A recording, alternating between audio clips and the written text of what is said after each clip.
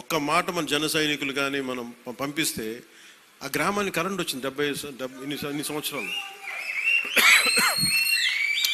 అంటే ఇవన్నీ ఎందుకు చెప్తున్నానంటే, నేను కేవలం ఒకదానికే పరిమితం అయిపోతే నా శక్తిని మీరు చంపేసినట్టు వాళ్ళు అయిపోతారు.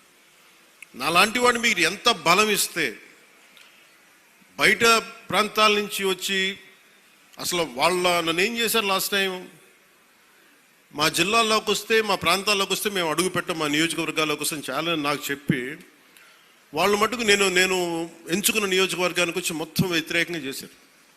వాళ్ళ ఏరియాలోకి వెళ్ళకూడదట, వాళ్ళ నియోజకవర్గాల్లోకి వెళ్ళకూడదు, కానీ మనం పనిచేస్తున్న నియోజకవర్గాలకు వచ్చి ఏదైనా కలగచ్చు. అంటే వాళ్ళకి అర్థం కాదు ఏంటంటే, నేను సన్నగా కనిపిస్తానో మెత్తగా కనిపిస్తానో నాకు తెలియదు, కానీ నా గట్టిదనం వాళ్ళకి తెలియదు. అంటే మీరు మొండి పట్టు పడితే, మీరు గొడవ పెట్టుకోవాలనుకుంటే నేను సంసిద్ధంగా ఉన్నాను, ఎప్పుడైనా గొడవ పెట్టుకున్నాను. దానికి నా దగ్గర కొదవ లేదు, ఆ శక్తి కొదవ లేదు. కానీ ఏంటంటే, యుద్ధం ఎందుకు భరిస్తాడు, ఎవడన్నా తిడతా ఉంటే బలం ఉన్నోడు భరిస్తాడు, బలహీనుడే ఎదురు తిరుగుతాడు. నేను ఎప్పుడన్నా సరే నా వ్యక్తిగతంగా నేను ఎప్పుడు గొడవ పెట్టుకోను. వ్యవస్థ కోసం ఇబ్బందులు అయినప్పుడు నాకేంటి, గత ప్రభుత్వం అద్భుతంగా పనిచేస్తే నాకు ఎందుకు అవసరం ఏముంది, అసలు పాలిటిక్స్ రావాల్సిన అవసరమే లేదు.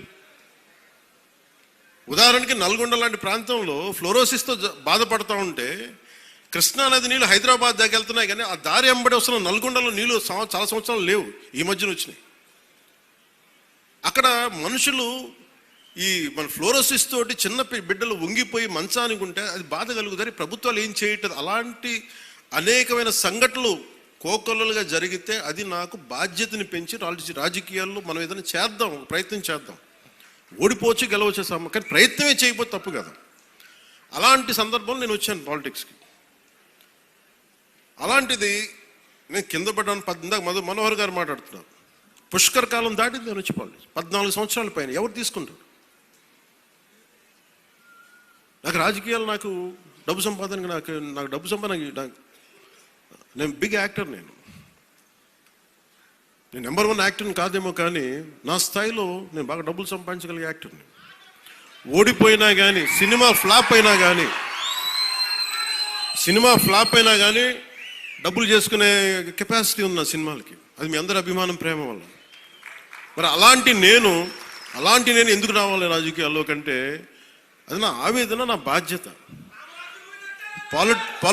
పాలిటిక్స్ నా బాధ్యత.